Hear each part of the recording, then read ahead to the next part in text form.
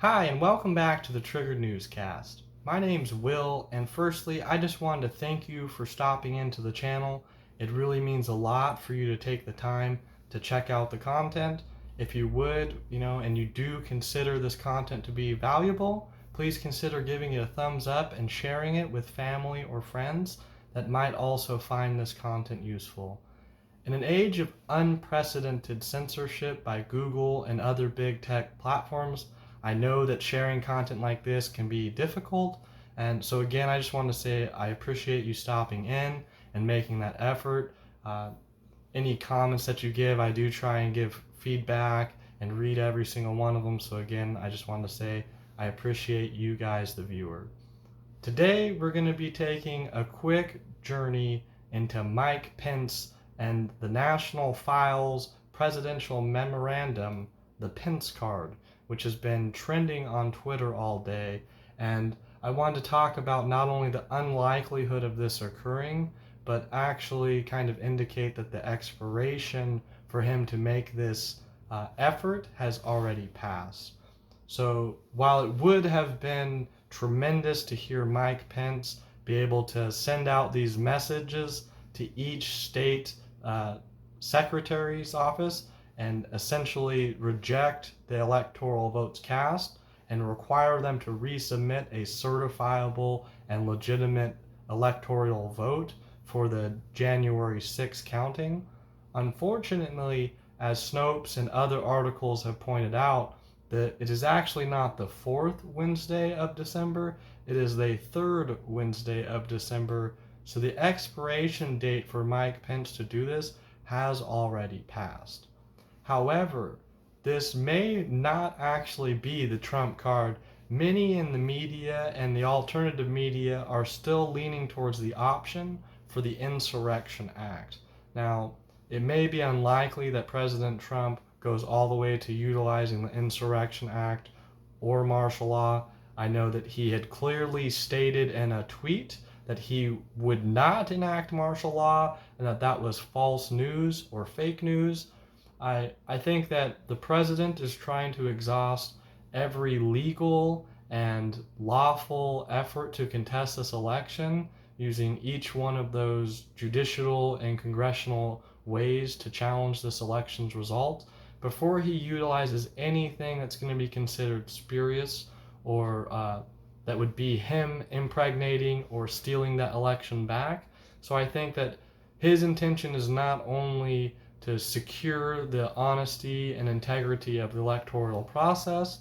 Of course, Donald Trump would like to be reelected president come January 20th during the inauguration. I think that many of us Americans still want to see that happen. We're really hopeful that this Pencecard story would pan out. Sadly, I believe the reason we haven't heard anything more about it and haven't heard any official action from Mike Pence nor the president, despite the popularity of this article and the hashtag Pencecard, is because this is in fact not the legal strategy that is being pursued currently. I just want to remind you, there are currently several states with contested election results pending litigation. There is also a Supreme Court case that Donald Trump has levied against Pennsylvania, essentially taking over the Texas versus Pennsylvania case that was instituted and gained huge support by over 20 states and garnished huge opposition in states supporting Pennsylvania. I think that this might be a watershed moment. I think most Americans really want to avoid a civil war. We know that the hot rhetoric has already been enough, that the singular incidences of violence and the tensions between both political factions, not only Antifa and BLM in the street, but with the alternative right or those being pushed out of state assemblies. We heard just the other day conservatives bear macing police for the first time. Again, that's highly uncharacteristic of conservative protests. Usually they're largely quiet and passive. While we do need to see more loud voices come up from the right and more civil disobedience, we do not need to see violence excite or be encouraged. And I think that we all need to levy a certain sense of respect to the judicial system despite blaring and apparent issues that we need to overcome. I think Bill Barr stepping down is evident that not only was there discontent between the Department of Justice and the FBI, there was an inability for several investigations to not only be carried out, but to come to completion or fruition in a way that may have been beneficial to Donald Trump prior to the election. Now, I understand Donald Trump may have said he's tried to stay out of a lot of those legal issues. There could be the case that too much of what he has said or tweeted had tied the hands of William Barr or others at the Department of Justice as far as different investigations go. But at the same time, individuals do have some right to personally attack others, even if they are the president. They do have the right to say what they think should happen. And sadly, I think that the left has utilized that as a political shield to say that he's trying to either persuade people to levy a judgment one way or the other, or to intimidate witnesses, when I think we've seen the sheer opposite actually happening from the left, from big tech, Google, YouTube, Facebook, Twitter, what have you. It's kept many like me in quiet trepidation, staring from the back and watching rather than engaging.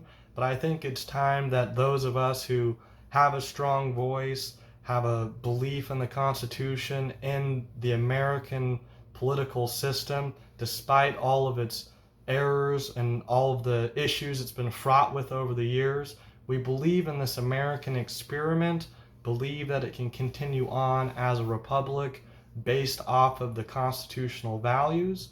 And I think that all Americans here should be looking for unity, not necessarily between anything they might consider illegitimate or blindly following a leader on either side that they disagree with, but everyone should be demanding respectful electors, respectful representatives in Congress and in the Senate, and we should be able to look to the Supreme Court and to the office of the presidency and expect all of these different entities of the government to respect each other, to venerate their own institutions, to be cordial, to work together for solutions that benefit the Americans.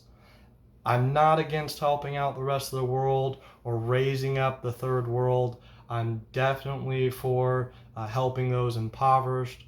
I'm not saying that America first means not the rest of the world, but we definitely need to keep an eye on our own backyard. We definitely need to keep an eye on each other. Unfortunately, again, this Pencecard may not be the ultimate way that Donald Trump seeks his justice in this election, but I think those of you who are still frustrated, who still want to see Donald Trump gain office on January 20th, the fight is not over. Rudy Giuliani, Sidney Powell, many others fight on. The Supreme Court case has yet to make their decision, which could still come tonight. It could still come late tomorrow, Christmas Eve. So again, I just want to say thank you to all of those of you who've come by and stopped into the channel over the years. Those of you who are new, please consider subscribing. If you no longer get notifications, it could be because I haven't uploaded videos in quite a while, or it could be because YouTube automatically unchecked that bell. So if you'd like to come back for more videos, please ring that bell like it's Nancy Pelosi's head, and we'll see you at the next Triggered Newscast.